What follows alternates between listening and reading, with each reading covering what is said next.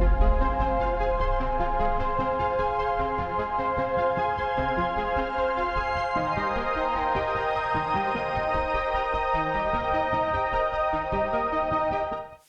guys, and welcome back to another Simply Dark episode. Today's video is going to be a little bit different from what I usually do, just because I wanted to do a more casual episode on the coronavirus. And I know that this is all we can hear about. It's in all our televisions at all times, and this is actually the reason why I want to talk about it. Because I feel that media nowadays are very, very good at making us feel scared. And I also feel that a lot of the information that they are feeding us, it's not the best one. I think they are making us overreact, and they are creating a global panic that it's not necessary yet. And I will give you an example of this. In Portugal, and for those of you that don't know, I'm Portuguese. I was born and raised in Portugal. I'm currently living in the UK, and I don't normally watch Portuguese TV, but I was watching the news yesterday, and oh my god, let me tell you, they are so invested on this. Currently in Portugal, all the face masks are sold out. Everywhere. All pharmacies that were selling those masks are sold out. And Portugal is not even at risk yet. There's not even one confirmed case in Portugal yet. So why are people buying and wearing these masks already? As you can see, this just gives you a tiny idea of how scared people are because of what they listen on the news and on the media outlets. So today I am going to be telling you guys all about the coronavirus, and I will even throw a little conspiracy theory at the end of this video. Everything I will tell you in this episode is based on the World Health Organization website, so I will leave it in the description box of this video, and I would recommend you guys to go there and have a read through it, because it tells you everything you need to know about the coronavirus and the current situation. So now, without further ado, let's just get into it. So first of all, the coronavirus first appeared in China in a city called Wuhan. And this all started because, as you might know, China has a very different food diet. They are known to eat very controversial food. They eat dogs, insects, bats, and they have huge markets where they have the meat just in there for whoever wants to buy it. But the problem is, most of these markets are not sanitized properly. The meat is just kept like that on the table, sometimes hanging down, and it's just there for whoever wants to touch it. It's not an ideal situation by any means. And because of that, a lot of bacteria and viruses can spread from that. And I don't think this was proven yet, so don't quote me on this, but I think the coronavirus actually started from people eating bats. Now, what are the main symptoms of the coronavirus? People report that the symptoms are very close to the ones of a flu, and normally starts with high temperature. Following that, obviously, people feel very hot, they feel unwell, they feel nauseous, and they might even ended up throwing up, and they also feel a very bad painful headache. And a very scary thing about this is that symptoms only start appearing 14 days after. So basically, you might get infected today, but only 14 days after you will start getting symptoms.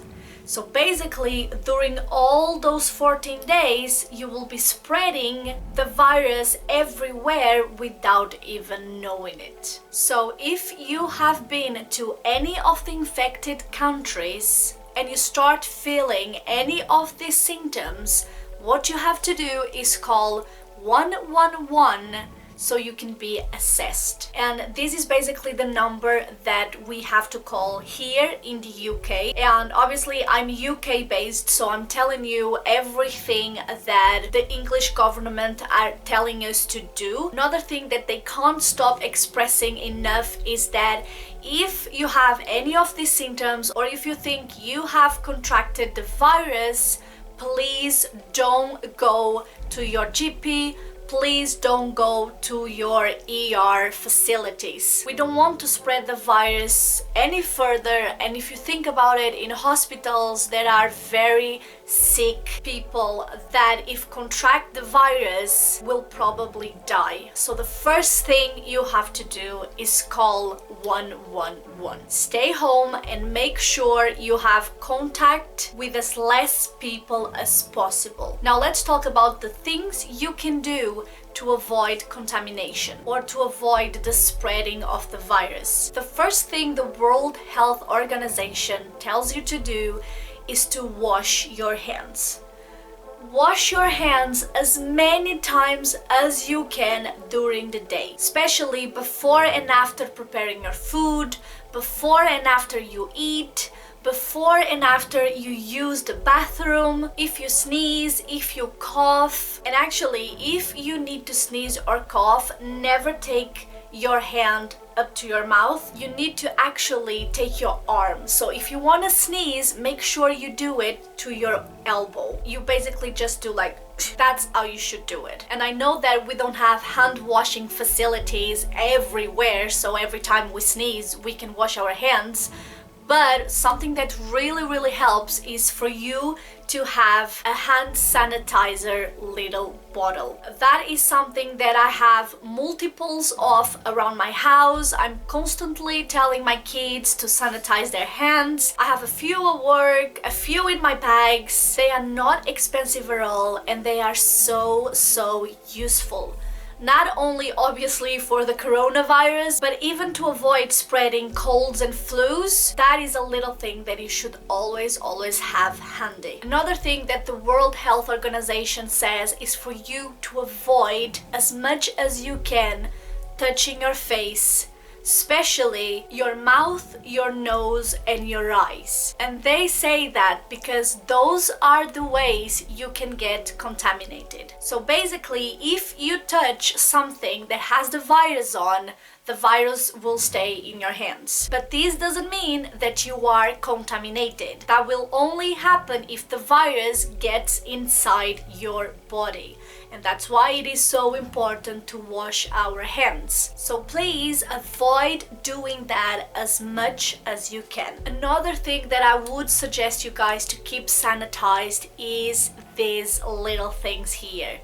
Your phones contain so much bacteria that you would not believe. And actually, it's very easy to see why. We have them on our hands all the time. We take them everywhere. So keeping it sanitized as much as you can, it's very important as well. Now, why do a lot of doctors say that we are actually overreacting? They say this because as for now, the death rate of the coronavirus is 1%. But the normal flu death rate is 2%.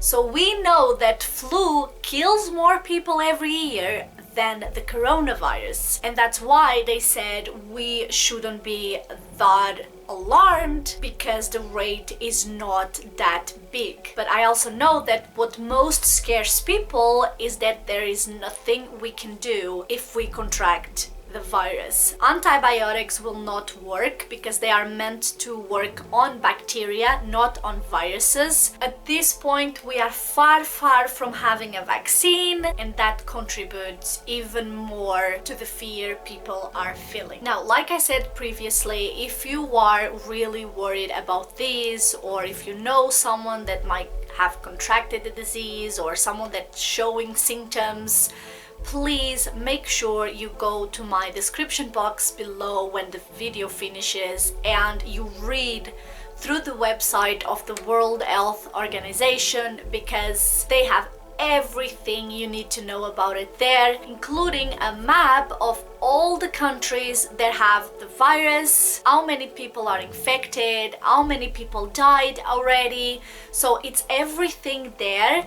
And as for now, like when I'm recording this video, I can tell you that there are 59 countries with cases, 86,927 confirmed cases, and 2,976 deaths so far. So I think I pretty much covered everything I could tell you about the coronavirus right now. I hope this video was informative to you, and I hope this video helped you calm down a little bit more, because it's not the time to panic yet, and panicking would not help anyway. It would only make things worse. And I hope you don't believe in everything that the internet tells you or everything that the media is telling you right now, because it's not always the truth, and sometimes they like to create drama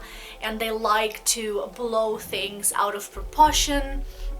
So please make sure every time you want new information about the coronavirus situation, just make sure you visit the World Health Organization website, because like I said a million times in this video, you will find everything you need to know there. Now, with that being said, let's go into the little conspiracy theory surrounding the coronavirus. I'm pretty sure a lot of you have read this somewhere already in the internet, but what the conspiracy theory says is that China actually created this coronavirus themselves. And the reason why they did it was because they wanted to reduce population. As you guys know, Chinese government used to have this rule where you were only allowed to have one children. If you got pregnant a second time, you would either have to do an abortion or you would have to pay a very, very heavy fine. That doesn't happen anymore. That rule doesn't exist anymore. So what people are saying is that the Chinese government had to come up with something to help control the situation that it's going out of hand. Which, to be completely honest, I don't actually believe in that. And I feel that if China wanted to do something like that, they would have probably closed the borders just to make sure it wouldn't get out of China. I don't think they would want to infect the world population and do that to everyone. I don't know, I have no idea what I'm talking about. Maybe I'm completely wrong. Maybe they were capable of something like this. I don't know. We have seen so many scary things happening over the years that, to be honest, I don't even know if it would shock me that much if that was true. So that's basically the theory that is going around. Now, do you guys believe in that? Let me know in the comment section below everything that it's in your mind right now about this whole situation. Do you believe in the conspiracy theory going around? Do you think that's just BS? Do you guys have any other theories that you would like to share with us? Please let me know everything down below. I'm really, really curious to know all your thoughts on this. I hope you guys enjoyed this episode. If yes, please don't forget to give me a thumbs up. It really helps my channel to get out there and my episodes to get to a lot more people. Also, don't forget to subscribe and join the family so you can receive my videos as soon as I upload them. Thank you so much for watching. I love you guys, and I will see you in my next episode.